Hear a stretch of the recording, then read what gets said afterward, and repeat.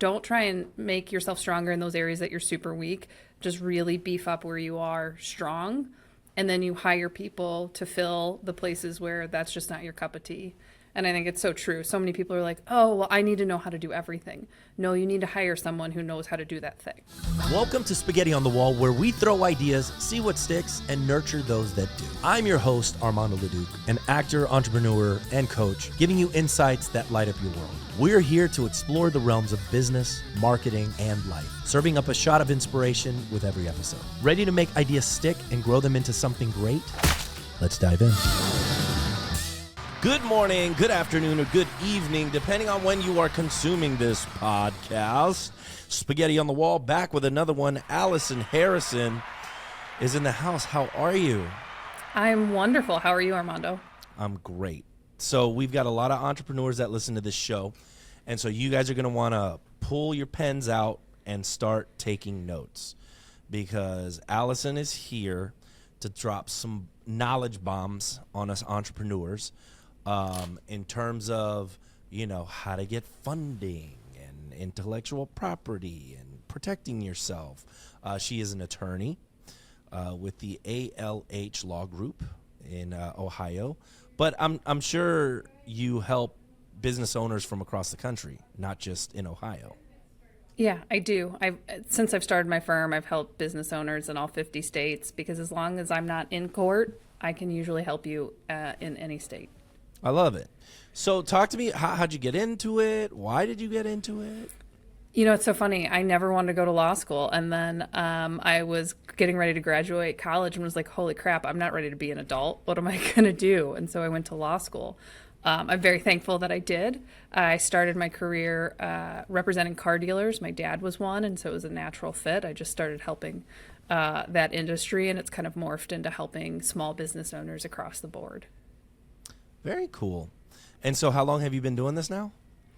I've had my own practice for 10 years, but I've been an attorney for 14. Gotcha. Okay. And so so it's business law that you're involved in. Yeah, so we do transactional business. We also do business litigation, and a lot of that is consumer protection claims that are brought by consumers against small businesses. A lot of those types of complaints are resolved through better customer service. Some of them aren't. You always have consumers who, despite whatever you do, it doesn't matter, but a lot of it's customer service, where that's where kind of my business background comes in, to coach folks on how do you help run a better business to reduce the number of complaints you get. And so that's the focus mainly? Yeah. The focus is helping businesses run a better business, having operating policies and procedures, knowing when you need to add folks because your service levels are dropping. All of those things are what I really love to do. I love, and let's get into that, because I just hired, well, not just hired, we're 4 months into using Bloom Growth. Are you familiar with Bloom Growth? I am not, no. So you familiar with EOS? Yes. Okay, so the guy that created Bloom Growth was an EOS implementer or integrator. I always get those mixed up. Anyway, that person, right? Like, so he started Bloom Growth. It's just an offshoot of EOS with different things. Regardless, it's an operating system. And so we're 4 months in, and it's just been transformational when you start putting, sort of systems in place.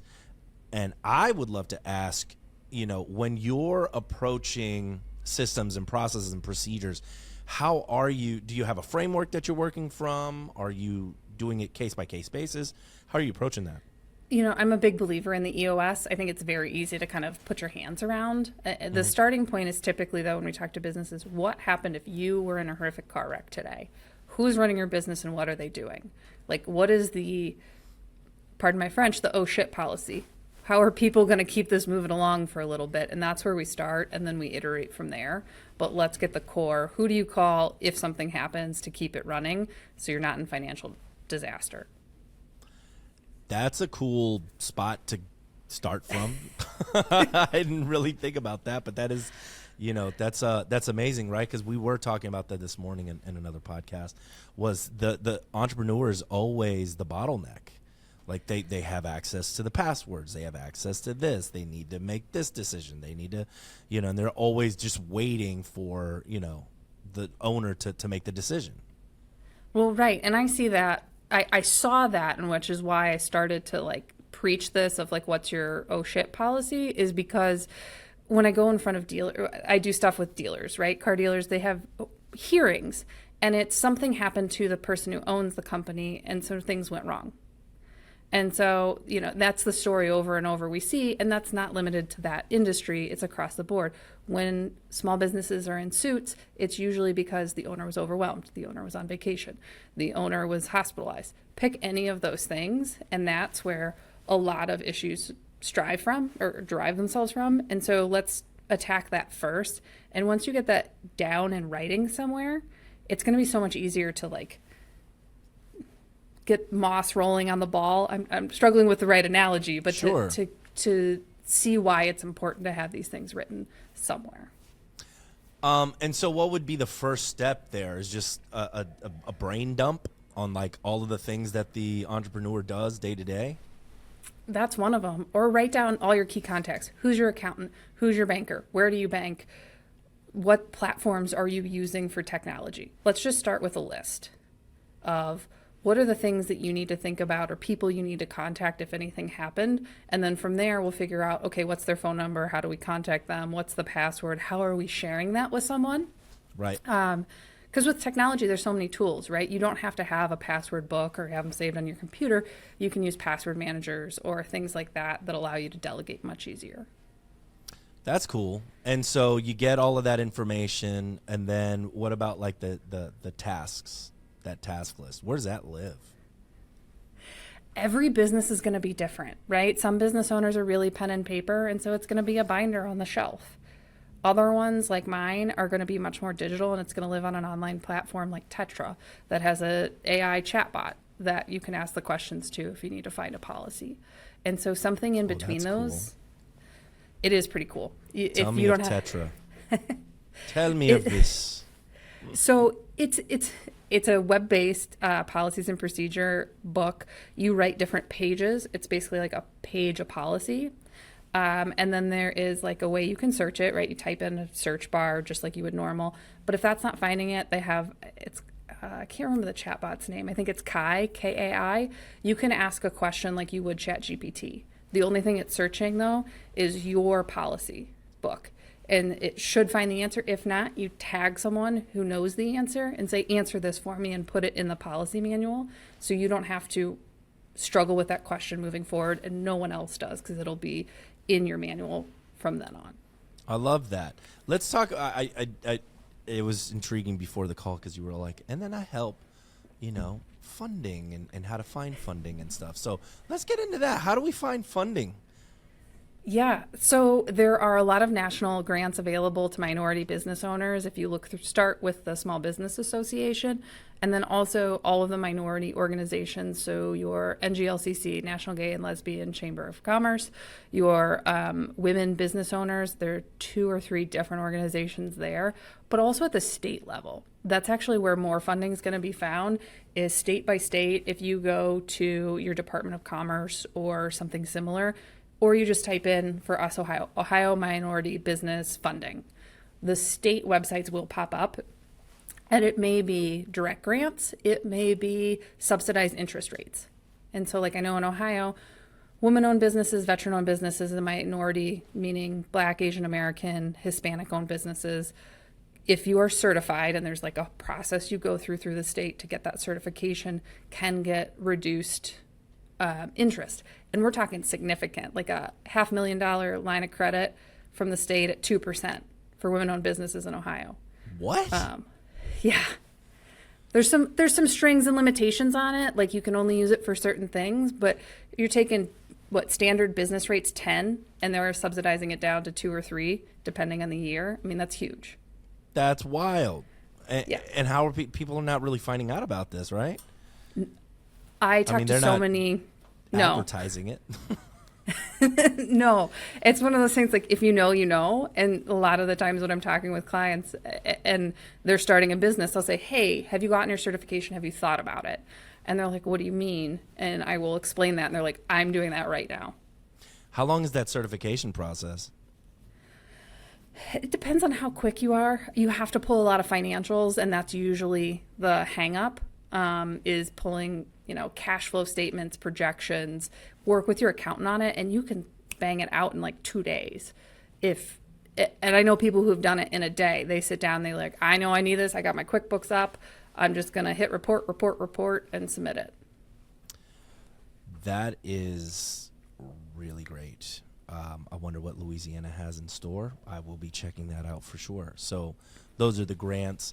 Any other tidbits in that area that I should be looking at? Well, the same for any minority-owned business. There are different organizations that will help you find business. So Small Business Association, Women-Owned Business. For lawyers, there's NAMWOLF, National Association of Women Law Firm Owners. Those types of organizations that are specific to minority business industries or sectors, or just generally do a lot with large corporations to help push RFPs to small businesses. Well, that's cool. Good to know. Yeah, it's a whole world out there that I'm just like not even familiar with. So people that work with you are usually entrepreneurs, visionary types. Anybody else that you help? I feel like that's a pretty loaded question. I feel like everyone at some point is like that. We also work with businesses where they've been in business, and usually it's like a visionary and a friend or someone they knew, and now they have to part ways because that visionary is ready to go 1,000 miles a minute and the other person's just not there. And so we help them part ways and allow that visionary to move forward. So mediation too. Sometimes it's mediation, sometimes it's drawing up the paperwork. You all know what you agreed to. We just have to make it legal. Yeah, that makes sense. And so some of the problems that you're seeing that your clients have are, give me some pain points. Not having things in writing. We have so many people who have great ideas and they're ready to go full steam ahead, but nothing's documented. And so I represent businesses where someone says, hey, I gave you that idea, or I helped you with that contract, so now I have ownership in the business. And it's a hard he said, she said. But if we had a written document that said I'm 100% owner, and then we had an agreement, hey, Joe's going to help me procure this thing, and I'm compensating Joe X dollars, those would help protect against stuff like that. The other thing is operating agreements or bylaws, so that when you start the company, you have a really frank conversation with anyone who's starting it with you. Because if things go south, which they can and do, you have a plan to escape that. I think of those as prenups for your business, right? You're marrying your business partner, whether you want to call it that or not. And so we need to get that prenup in place. Yeah, for sure. Give me a story of somebody that you've helped where you've seen them from baby to this full on, off to the races entrepreneur. I just had someone recently that was starting a marketing agency locally, had an idea but didn't know how to execute on it. And so, we helped get the paperwork in order, get contracts ready, but also point them in the direction of what funding and grants were available. And they were so thankful, going gangbusters now. They started with one client, and I think they have 15 or 20 in the matter of a couple of months. Wow. Very cool. Yeah. Did they get funding? I haven't followed up on that. We at least pointed them in the direction to be able to get it so they could keep their growth going. How hard is it to get this funding? Is it hard? Or do you see it all the time? I don't see it all the time because people don't know about it, right? Okay. And that's the biggest problem. But the folks who know about it, I don't think it's all that difficult. I mean, there's an application for sure, and you have to meet the criteria. And that's probably the biggest stumbling block, or people just go quick through things and don't pay attention to the details. But if you pay attention, it should be fairly straightforward and easy. That's the problem. I don't know if that's the problem. I often just envision everybody's like me. That's like going 120 miles an hour, not necessarily concerned with all of the details, And that's all entrepreneurs are like that. I think if you're a visionary, the details don't matter. right? And that's why a lot of times you need the right-hand person who is the detail person. And every successful business I've ever helped, there is the entrepreneur, the person, and then there's the right hand. Yeah. And the right hand knows everything that's going on and all of the nitty gritty, but isn't like, they're not thinking big picture. They're just, trying to pick up the pieces. Not How do you leave a find trail. that person? It's a lot of trial and error. You got to find someone that jives with you, but also has a different skill set. And oftentimes we want to hire people just like us. If I had a whole team of just me, we would never get anything done, right? We need other people who are much better at executing. Are you a visionary type too? Oh, yeah. Yeah. My wife will have to rein me in all the time. She's like, you need to focus. Stop coming up with 9,000 other ideas or business plans. Just focus. Is she the analytical person that like keeps everything sort of straight? She used to be a bank auditor, so if that gives you an wow. idea, yeah. Yeah. My wife is the same. She's definitely the yin to my yang. She's very, structured and I'm like, I don't even understand how you think this way. I don't even know that thought process. And she's the same for me, right? She's like, you're an alien. Well, and when I started hiring for my right hand, I had my wife interview, and I was like, I need to find you, but in a work setting. Wow. That's that's really good advice, because I do some of the hiring, and I should probably not do that because I am not paying attention to the details. I'm just like, who are you? Let's have a conversation. All right, it's a podcast now. I would be like, oh, they're great. And my wife would be like, they cannot stay organized. And you need organization. Do not hire. Right. Yes, you definitely need that. I'm, thankful for that advice right now. I'm going to start implementing that. And understanding that there's no shame in that too, right? Like, just because I run the company doesn't mean I have to be in charge of the hiring. When you have to have a second voice, right? You may like the person because they fit into your culture, but they might not be the right fit. And having someone outside is wonderful. Like, we have a chief marketing officer, and she has an amazing gauge on people. So I'll interview folks and be like, they're great. And she would be like, well, here's a red flag, here's a red flag, here's a red flag. Wow. And I'm like, oh, I was so excited to fill that role that I didn't see a red flag. And she's like, you can do better. Yeah. I'm reading this book right now. It's called How to Read People Like a Book. Ooh. Have you read this book? No, I'm going to write it down, though. Very interesting. But it's just like, if people show you who they are, believe them, really. I think we get too caught up with who we want people to be and not necessarily who they're showing us to be. Yeah. And I get caught up in that all the time. I'm just like, I want things for people, and like, they don't necessarily want it for themselves. I'm like, and I get my feelings hurt because I'm like, I want you to do this, and they're like, I don't want to do that, and be like, but why? So. It's hard too, because as visionaries and as entrepreneurs, we think everyone has that mindset, and they don't. And so, but that's also going back to those policies and procedures I was talking about. You may be like, "Dad, this is so intuitive. Why can't you do this?" Like, and they're executors, and they're like, "No, I don't want to think about how to do it. Tell me how to do it, and I will crush it." Yeah. But if you don't tell me, I'm not going to have it's not drive, not capability. It's just not within the thought world to figure out how to do it. Here's a problem that you might be able to help me solve. So I'm an idea guy all the time, right? But I think every idea is great, which it's not.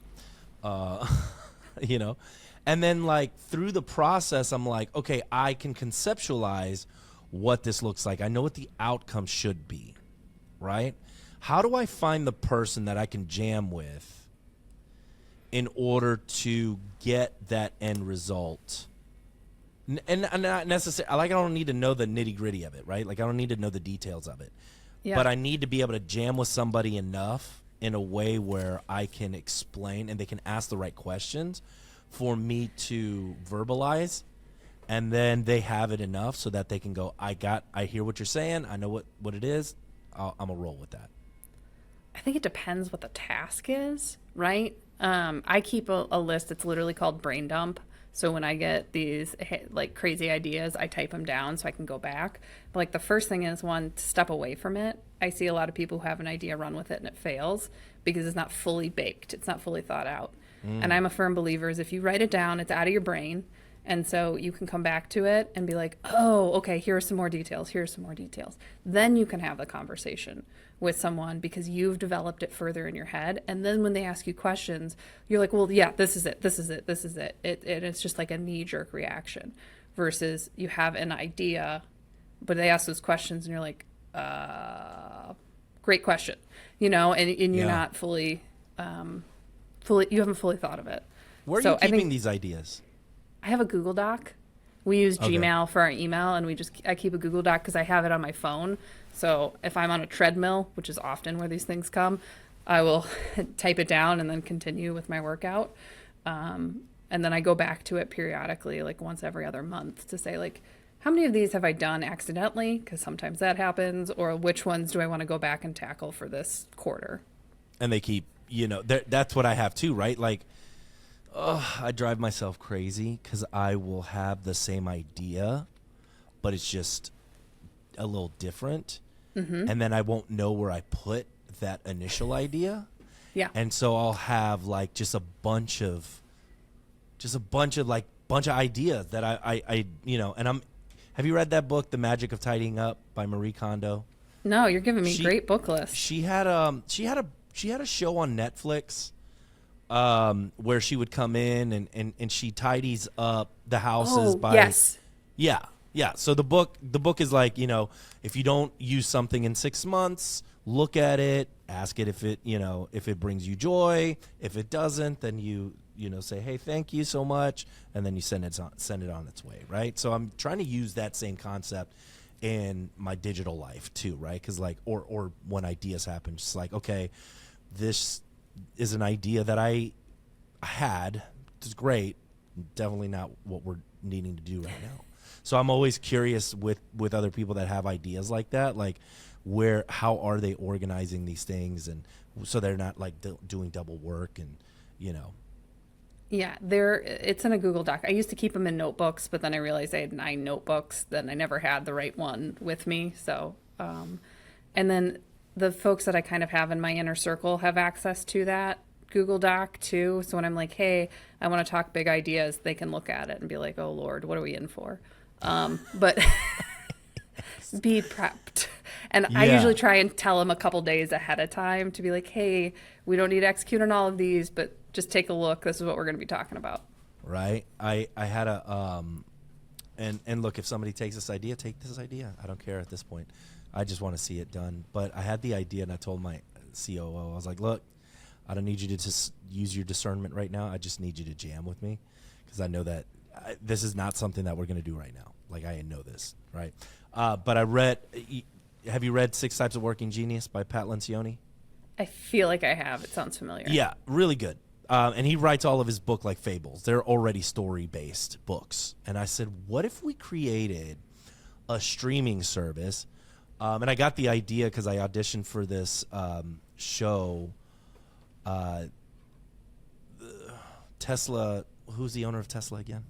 Elon Musk. Elon Musk's sister is a director, and so they created this romance novel streaming service called, I think it's Passion Flix or something. But anyway, they're taking all of these like romance novels and they're making them movies, but like not like adapted. Isn't that Hallmark?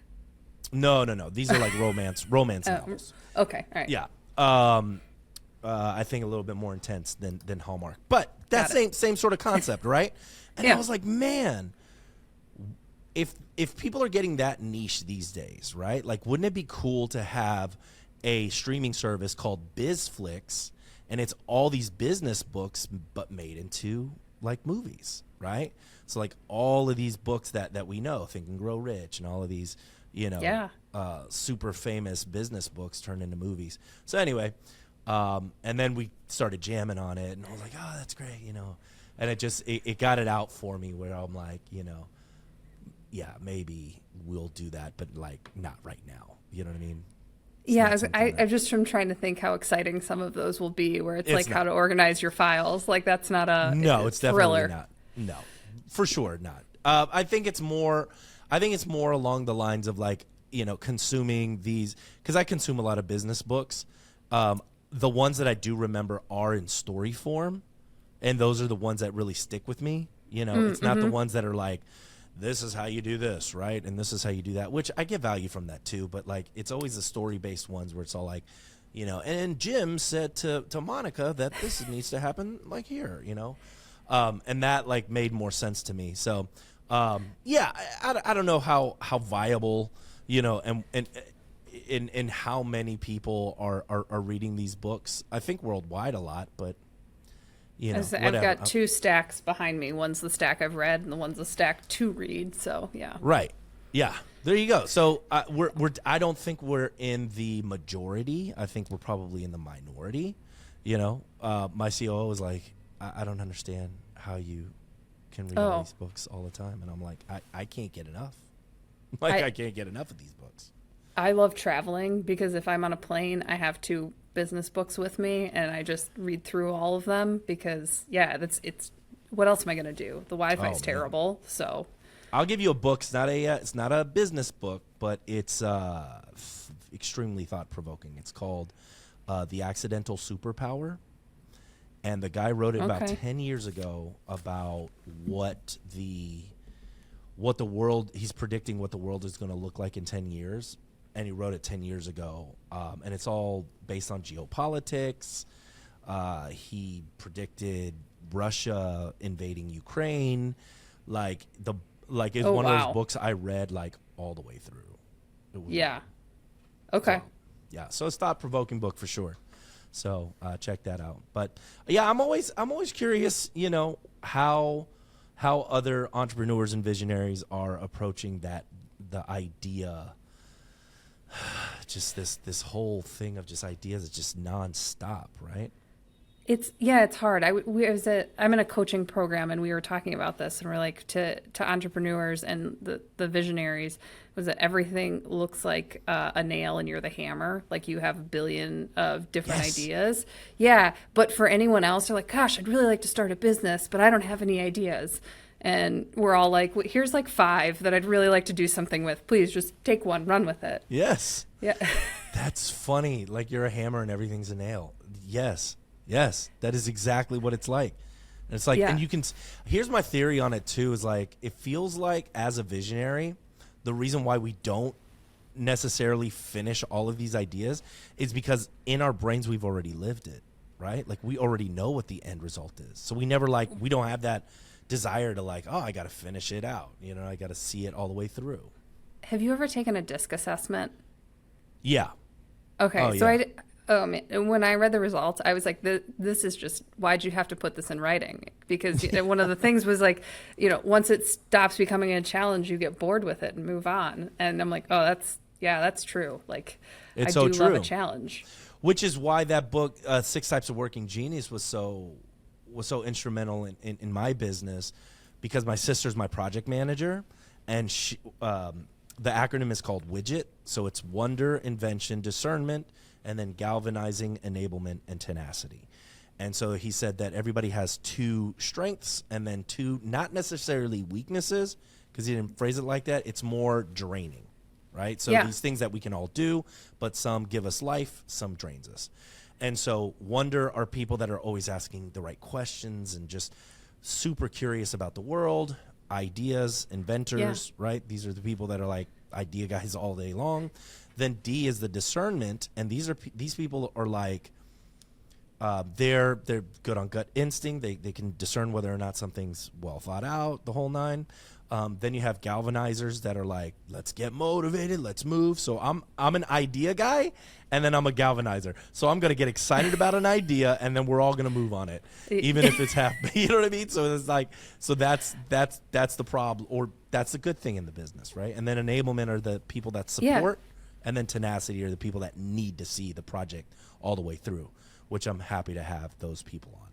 Yeah, it's I can't remember the book, but they talk about zone of genius and staying within your zone of genius because that's Yeah. where you are the most proficient. I mean, it's the same concept, which is Yeah. I think there's a book I want to read. It's From Strength to Strength is what it's called. It's on my shelf to read, but it's all about don't try and make yourself stronger in those areas that you're super weak. Just really beef up where you are strong, and then you hire people to fill the places where that's just not your cup of tea. And I think it's so true. So many people are like, oh, well, I need to know how to do everything. No, you need to hire someone who knows how to do that thing. 1,000%. 1,000%. Yeah. I started working with this intentionality coach, and we had the conversation. He was like, Armando, explain, like, what kind of problems you got going on right now, right? And I'm like, well, got a lot of ideas. I'm always overwhelmed by them. And he's like, well, what are some words that you could describe this? And I was like, anxious, sometimes paralyzed by the amount of ideas,